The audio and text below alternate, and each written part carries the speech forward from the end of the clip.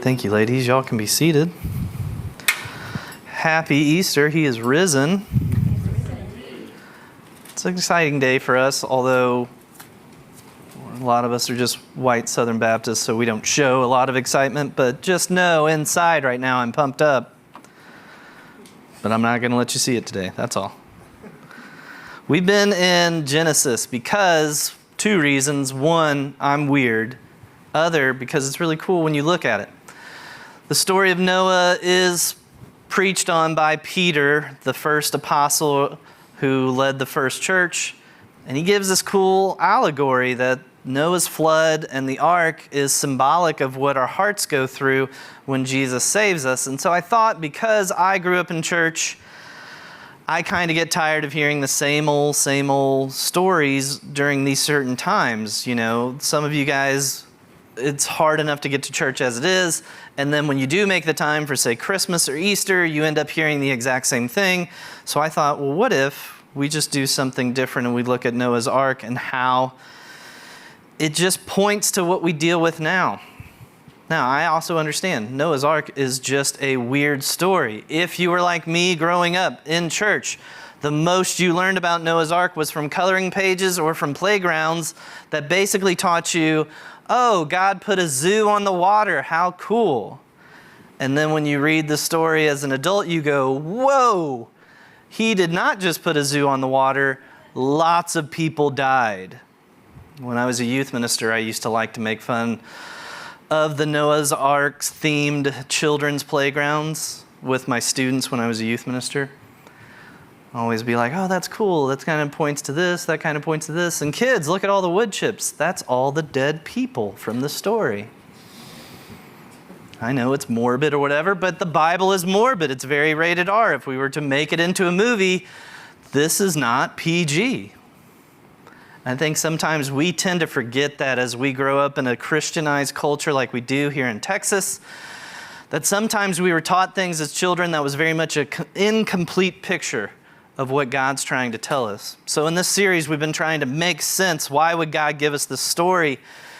And if you're a history buff, you even know there's other ancient teachings about a very large flood. If you study any ancient writings from Mesopotamia or what we now call Iraq or Babylon, things like that, you'll see there's these stories out there. And they have their explanations of gods that did things.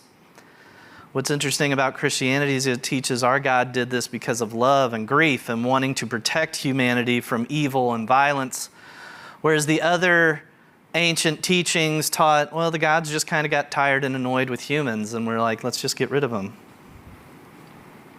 And so you and I, we need to see these stories to help it make sense, especially in our culture now, where it's very chic to make fun of what Christians believe because they are so supernatural, because they do sound like mythology sometimes. How do we reconcile that today in this world? Those of you that haven't been here the last couple weeks, this is week 3 of a 4-week study where we're learning. One, when this was written, it was originally, and again, this is an important thing that you have to remember anytime you read the earliest books of the Bible where it makes the least amount of sense to us culturally. You have to remember the Bible was not written to you and I here in America in AD 2000. It was written to whoever, when it was written, and they totally understand this story in a way where they don't ask the questions we ask. So always remember, the Bible is written for us, but it's not written to us. So keep that in mind whenever you're reading these scriptures and it doesn't make sense. It probably means there's something ancient culturally that makes a lot of sense to people that day. We believe Moses wrote this book to the freed slaves of Egypt that were then leaving because of Passover. We just celebrated Passover this week as well. And they were going to the new promised land. And so that group of people understand this story really well. The idea of this gigantic flood isn't a mystery to them. The other thing that you need to know when you're reading anything ancient is they don't give a lot of details. Why do they not give any details? Well, because it's hard to write anything down back then. Takes time, takes money, takes resources. No printing press. So they just get to the main points and they move on. And so you might sit there and go, why is this happening? Well, they already know what's happening. They just want you to know the most important details. And one of the things that we always get in debates about is, oh, was this a worldwide flood? Because it uses this language that the entire earth was covered. Well, Moses has no idea what the globe looks like. Has no idea what our continent even exists. So more than likely, they just use, and we see this in other ancient writings as well, hyperbolic language, meaning extreme language to make a specific point. And that when it says the entire earth was covered, it's meaning everything they could see was covered. When it says it rained 40 days and 40 nights, we don't know if that's an intentional, specific detail, because we know in other ancient writings the number 40 just means complete, total, covered a whole bunch of a specific time, but not necessarily meaning a literal 40 days, but we just don't know. You know why? Because nobody was there with a journal, not even Noah, writing down what's going on. So my big encouragement to you who struggles with these cultural questions of modern America and science is, remember, the Bible isn't written to be your science book, it's written to be your theology book. Your theology book is to help you get to know God and why He made you and why He cares about you. That's the purpose of this story when it all comes down to it. So we're not trying to settle any of those debates. We're just trying to make sense. And so we're going to pick up where the story left off. Last week we talked about God flooded him. Lots of people died. There was so much violence and evil going on. And again, you and I in this super modern Christianized culture where we do a good job of never making sure we see true, ugly evil, even though it happens often. My wife works at a job where they deal with the ramifications of truly evil people doing evil things to children. That's what she does. So we know it exists. We just do a good job of never looking at it. And so it's also culturally chic now to say, well, if a loving God, why would He kill? I don't know if you've seen real evil before, but sometimes when it's that gross, when it's that disgusting, something has to be done. Justice has to prevail. Wrongs have to get righted.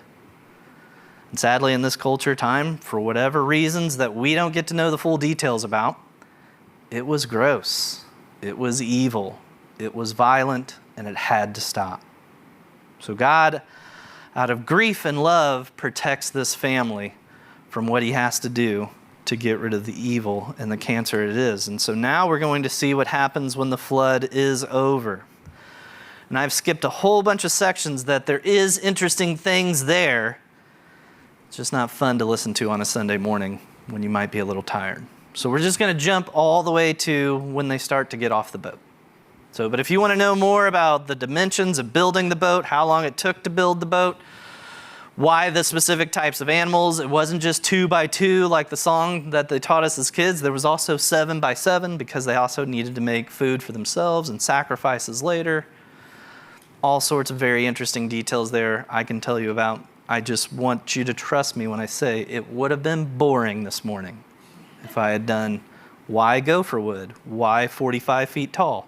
Anyway, so we're going to get to the end. So we're going to be in chapter 8. And we're going to read verses 15 through the end of that chapter and then chapter 9 to verse 13. Okay, so if you have the Bible app or the LOC app, you can pull up the Bible now. We'll go through that. And again, sorry, I was looking at one of the slides right here. If you wanted to scan to the Bible app, look up events, you can look up our church and it'll also have our outline for today. All right, so Genesis chapter 8, verses 15, reading all the way to chapter 9 and 13. Are you ready? Take your silence as a yes. Here we go. 3, 2, 1. Then God spoke to Noah. Come out of the ark, you, your wife, your sons, and your sons' wives with you. Bring all the living creatures that are with you, birds, livestock, all that crawl on the earth, and they will spread over the earth and be fruitful and multiply on the earth. So Noah, along with his sons, his wife, sons' wives, came out. Verse 19, all the animals, all the creatures that crawl, and all the flying creatures, everything that moves on the earth came out of the ark by their families. Then Noah built an altar to the Lord, took some of every kind of clean animal and every kind of clean bird, and offered burnt offerings on that altar. When the Lord smelled the pleasing aroma, he said to himself, I will never curse the ground because of human beings, even though their inclination of the human heart is evil from youth onward. I will never again strike down every living thing as I have done. Verse 22, as long as the earth endures, seed time and harvest, cold and heat, summer and winter, and day and night will not cease. Chapter 9. God blessed Noah and his sons and said to them, be fruitful and multiply, fill the earth. The fear and terror of you will be in every living creature on earth, every bird in the sky, every creature that crawls on the ground, and all the fish of the sea. They are placed under your authority. Every creature that lives and moves will be food for you. As I give the green plants, I have given you everything. Verse 4, however, you must not eat meat that has the lifeblood in it, and I will require a penalty for your lifeblood. I will require it from any animal and from any human. If someone murders a fellow human, I will require that person's life. Whoever sheds human blood, by humans, by his blood will be shed, for God made humans in his image. But you, be fruitful, multiply, spread out over the earth and multiply on it. Verse 8. Then God said to Noah and his sons with him, understand that I am establishing my covenant with you and your descendants after you, and every living creature that is with you, birds, livestock, and all the wildlife on the earth that are with you, all the animals of the earth that came out of the ark. I establish my covenant with you and will never again wipe away every creature out by flood waters. There will never again be a flood that destroys the earth. Verse 12, and God said, this is the sign of the covenant I am making between me and you and every living creature with you, a covenant for all future generations. I have placed my bow in the clouds, and it will be a sign of the covenant between me and the earth.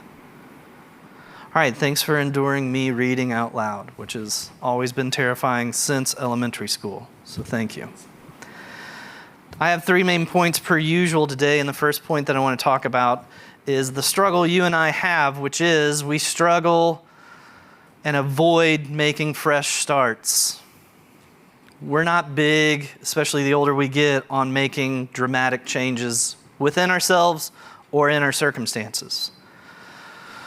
We, as humans, strive for what we call homeostasis. We're just looking for balance and chill, a thermometer for our life where the temperature never gets too hot, never gets too cold, we're relaxed. That's what we're aiming for. I am the most guilty of these things. In verse 16 of chapter 8, you see that the folks in the ark, after they've been there over 150 days, they've seen everything get wiped out. It's been a pretty crazy time. I'm sure there's a whole lot of trauma that's associated with all that destruction. And they're just stuck in the ark, not sure what do you do next, because it seems like God's very angry, so you don't want to make the wrong move. And in verse 16, God literally has to tell them, get out. Go start a new life.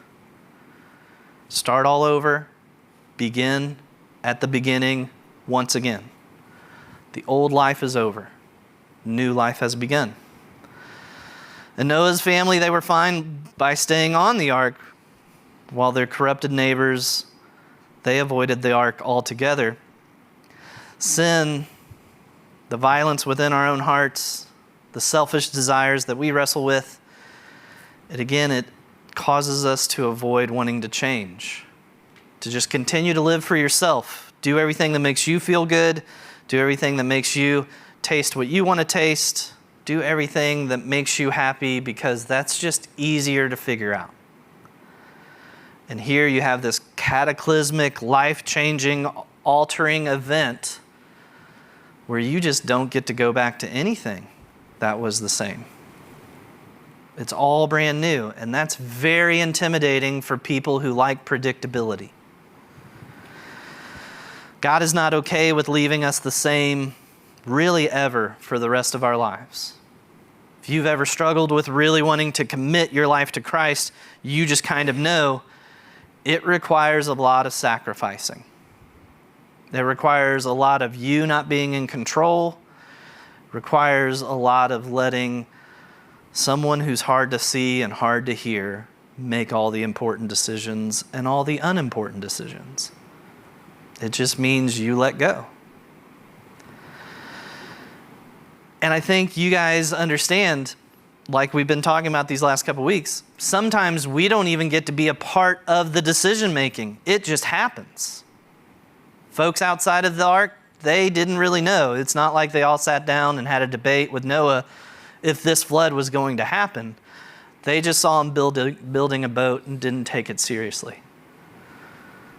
And then one day their life has changed forever. I think you and I, those of us that have come apart here at Living Oaks Church, we talk about how we want to be real people who have real hurts, find real hope in Jesus. A lot of us met because of those real hurts, where life just twisted on us, turned it upside down on us, made life extremely harder than it ever had to be, and we had no say in it. We just got hit hard, from the outside of our lives to the inside of our lives. And God will use circumstances like that. And you just need to understand, the sooner you can kind of get on board with the arc of changes in our lives, the easier it is just to stop wrestling and fighting God. We will be changing to be more like who He intended us to be, whether we want to go along with it or not. That is what we were built to do. So a couple of really interesting quotes from two different French authors. One guy's, well, yeah, he's French. It's just weird. He has the last name France. Anatole France. He once said, "All changes, even the most longed for, have their melancholy. For what we leave behind us is a part of ourselves. We must die to one life before we can enter another life." And another French Nobel Prize author, André Gide, he said, "Man cannot discover new oceans unless he has the courage to lose sight of the shore." I think part of the struggle with us as very well-fed American Christians is we really, once we find our groove, we just want to stay there. We don't want any interruptions. We don't want any bumps on the road. And a lot of times we get really upset at God because He doesn't give us that. And so we get so upset with God because He has the audacity to look at our very temporary lives in the scheme and timeline of eternity to say, it's okay if you go through this. In the end, when you get all the way to the end, you'll see it wasn't as big of a deal as we thought. But it's a huge deal now, and it frustrates us now, and so sometimes that causes us to go, God, can I even trust you? Because you don't listen to me, and you don't do what I tell you to do. You make me listen to you, and I have to do what you say to do. There's a really good analogy in the book of Jeremiah where it talks about it's like the clay pot yelling at the pot maker. That's what we do sometimes. Sometimes we, the created being, yell at the Creator, stop messing with our stuff, not realizing it's all His. And then we wonder why it's hard to hear from Him and hard to know Him and hard to believe in Him. And a lot of times it's just, well, I'm angry with Him and I don't forgive Him for taking away something I loved. And so we hit pause in getting to know our Maker. So that leads me to point number 2, Christ, our promise keeper, in chapter 9, verse 1. You see, God is blessing Noah and his family. What's interesting is, again, those of you that have been here with us all year long, we did Making Sense Part 1, where we talked about Adam and Eve. And God gives these exact same problems to Adam and Eve. There literally is a restart button pressed on this region of earth, that it's going to start all over and he reestablishes a promise he made with Adam and Eve to continue on just growing and causing new life to grow everywhere you grow, and whatever you do, do not shed blood and violence. That death needs to just stop. Next week we'll talk about how, well, that didn't happen. But God reestablishes this promise and contract that he made with Adam and Eve, with Noah and his family, and he tells them the same things, gives them the same warnings. And I want you to understand, all of these things that we're reading in the book of Noah are pointing us to what Jesus had to do on Good Friday. That sin, violence, evil within us had to get cleansed and wiped out. And there's two ways to wipe out sin. It's with you in the sin, or you protected outside of the sin on the ark of salvation. And the ark of our salvation is the cross on which Jesus died. His life, his sacrifice, putting our trust in him and him alone to protect us from God's wrath towards the evil in us. That's the symbol we're looking at today. That's why we're studying Noah's Ark on Easter Sunday. Jesus would later fulfill these exact promises, and the promises are, just go after new life. Trust God that everything that's happening to you, even when it feels like it's causing death and destruction to a way you used to live, it's leading to new. There's a song I used to love in the 90s called Closing Time. It's ironic because it's about closing down a bar. But it's super deep, y'all. Deeper than the Jay-Z song I mentioned a couple weeks ago. The point is, Semisonic has this great line in there. Every new beginning comes from some other beginning's end. And I really felt that when I, once upon a time, had a church I loved as much as this church, and I had to close it down one time. Because my life was going through deep, dark tragedy after deep, dark tragedy, and it wouldn't stop there for a few years. It was awful, and then eventually the tragedy started hitting inside that church. So I fell apart.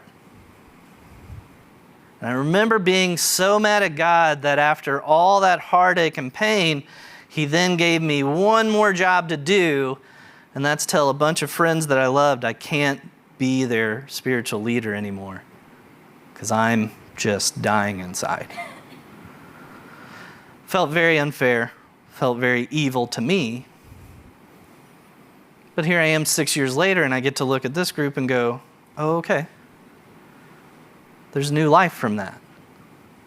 There was a seed that was buried in the ground that day. Some other beginning's end. And now there's a new beginning. I can get on board with that. 6 years ago, no, I'm not on board with this at all. But now I get it. I think for you and I, what we have a hard time understanding is sometimes, sorry, Keith jumped really big right there. Super distracting. Sometimes, long pause, Keith jumped. Sometimes God just has plans that are not our plans. And are you okay with some of your really good ideas of a plan might not need to lead to the new life God's calling us to pursue and cause everywhere we go? The promise that he makes here with Noah and his family is go, multiply, grow crops, grow babies, go bring new life to the land that had just been destroyed by everything. And when you look at this final sacrifice that Jesus had to do for us, it's the same thing. Jesus, we're going to destroy all this sin and evil on you so that only new life can grow from here on out. Jesus was okay with that for the joy that was set before him. Jesus gave us his place, which should have been inside the ark, to protect him from God's wrath.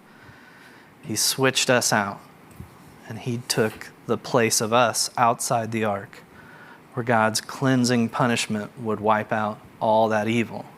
And he did it to give you new life.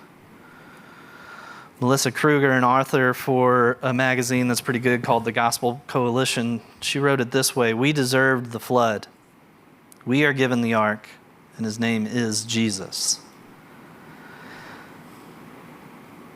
So guys, whoever puts their hearts, kind of like Kristen read earlier, whoever puts our hearts and souls in his pierced hands will be saved from all these death-causing changes. Doesn't mean we'll be protected from it all. It just means now those things in your life will always lead to new life. So let's talk about that. Point 3, embracing the new life. In chapter 9, verse 9, God talks about with Noah how this promises that he's making with you, they're not just for you, they're for your descendants after you. And we'll continue down the book of Genesis and continue to try to make sense of it. Every now and then we'll come back to it. You're going to see descendant after descendant receive this same promise. This promise of new life that's always going to be coming forth by letting go of old life. This family gets the chance to start a new legacy in this region, one without the violence, one without the murdering and taking of life, and starting with intentional new life. Again, this is what Christ wants to do to every one of our souls, every one of our hearts. So he wants to give it an end date of old life, give you a new heart, new life, and start all over from the beginning.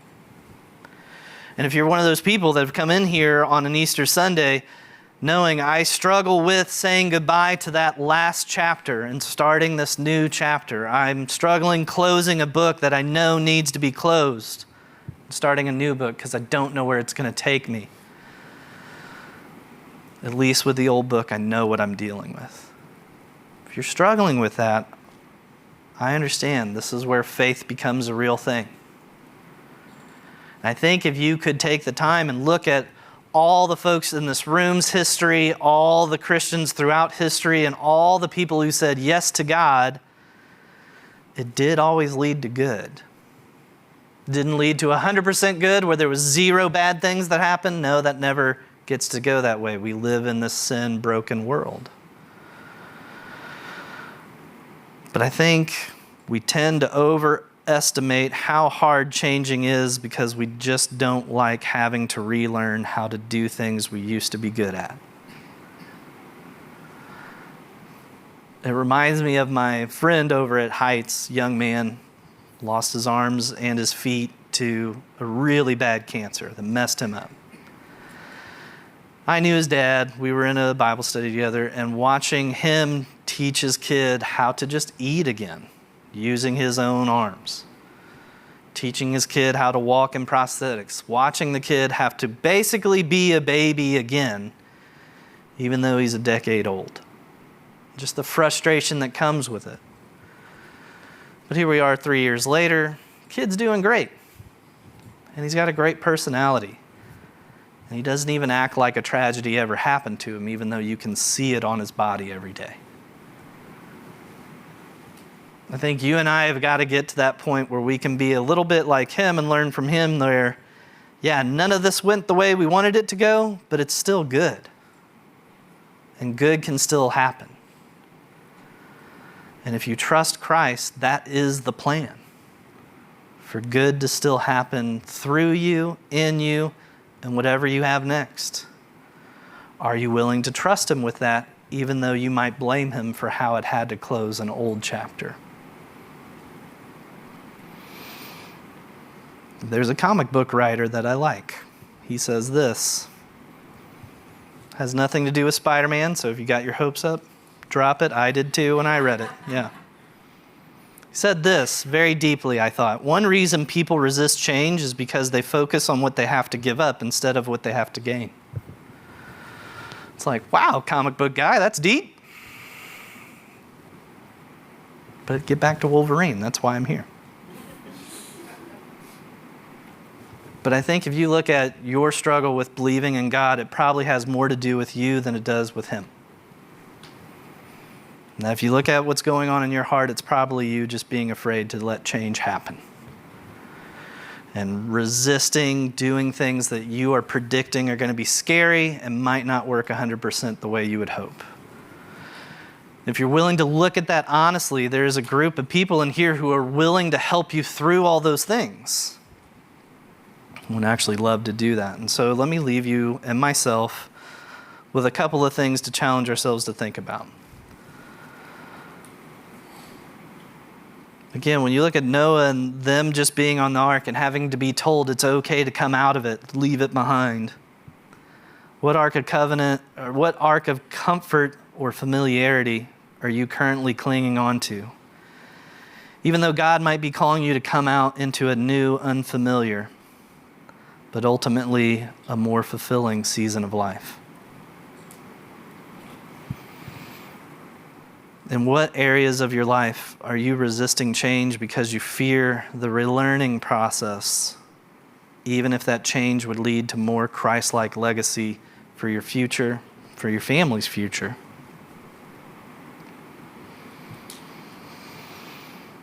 If Jesus was the person who stood outside the ark of your heart where you deserve to stand, what does that truth compel you to change or embrace in your daily walk with Him?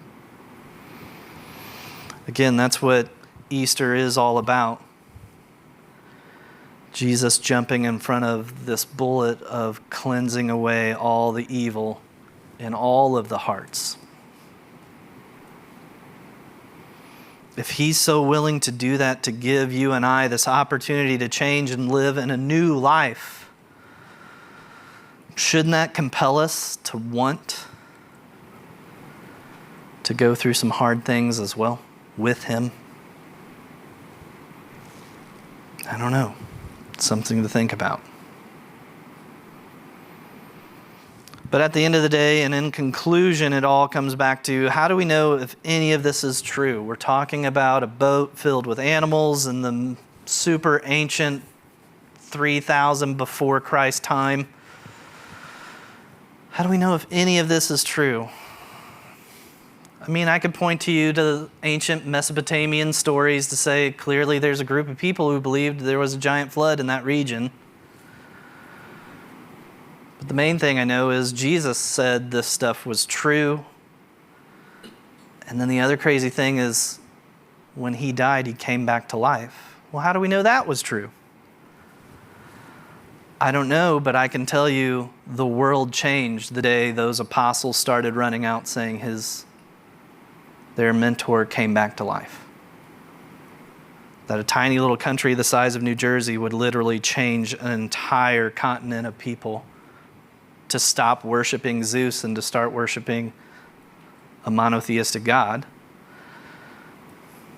I could also tell you there was a teenage Carrie Perrin who was a very selfish teenager and one day encountered Jesus in a very real way and now has spent the rest of his life trying not to live for himself. Like, I can point to you to things that say it sure looks true to me, but that resurrection really does seem to have happened. Not just because I can read history books, but I can also just read my own heart. That resurrection sure seemed to have happened. And if that's true, then everything else He's been saying is true. So you and I need to decide, do we want to be on board with Him or off board without Him? Either way, our lives are going to change. I say get on board. I want to lead you in a time that's different than other times of worship, where we worship through communion. Communion, for those of you that don't know, it's this concept that Jesus gave us on the Thursday before He died on Friday, before He resurrected on Sunday. So if we were looking at it from this week, Thursday, He gave this ordinance out, just to remember Him and the sacrifice that He gave to pay for all of these sins of ours. And we do that through bread, we do that through wine, we do that through grape juice. And so what we're going to do now is give you just a time to worship and think about all these things we've been talking about today, but also what Easter represents, what Good Friday represents for us. And we're going to do it in just a prayerful way. The ladies are going to sing a song to help us and guide our thoughts in that way. Walter and Sert are going to be at the communion table to help us. And what we're going to do is we're just going to remember him this Easter Sunday. And that's why he commanded us to do that. We'll have Bible verses on there that explain what communion is. The main thing is communion means to just connect with Jesus and with his followers. So that's why we're here today. That's why we're here every Sunday, is to connect with Jesus himself and to connect with each other. So we use this because it's so unique. It's so different than not just praying prayers or singing songs about him or reading his word. Now we're going to ignite our imagination and our five senses about him. So if you've never done this with us before, what we do is we lead you in a prayer. I don't say amen. We want you to continue the prayer. And then if you feel compelled, you're welcome to come up to the back corner over there where Walter and Sert will be. And there'll be a piece of bread that you're supposed to rip a tiny piece off of. As you do this, you're supposed to think of Jesus' body that was broken on that Good Friday. How his body was ripped to shreds by whips and nails and thorns. And the 8 hours of suffocating, bleeding out that he went through. You're supposed to think of his body that was broken so that you would never face God's wrath. You're going to take that piece of bread, you're going to dip it in wine or grape juice, whichever your conscience prefers. You're going to see that deep, dark, rich, crimson color. And it's supposed to remind you of his blood where the new promise is kept. That blood that lived 33 years without ever disobeying God, so that he could become this worthy sacrifice that we would never have to pay. He makes a promise in that perfect blood that if you put all of your faith in him and zero faith in yourself to make yourself right with God, then you will be forever saved from God's wrath. That you will never spend an instant tasting what hell is like. Because he did it all. And then as you bite down on that and ingest that and take that in, it's also symbolic of you taking Christ in to be your Savior, to be your Lord, to be the person who rescues you from God's wrath, and to be the person who is now the boss of your life and decisions. So we think about these things every Sunday. We pray about these things every Sunday. This is just a time for you to be alone with God yourself where you are. You do not have to participate in this in any way if you don't want. Just know over the next 5 minutes or so, that's what we're going to be doing.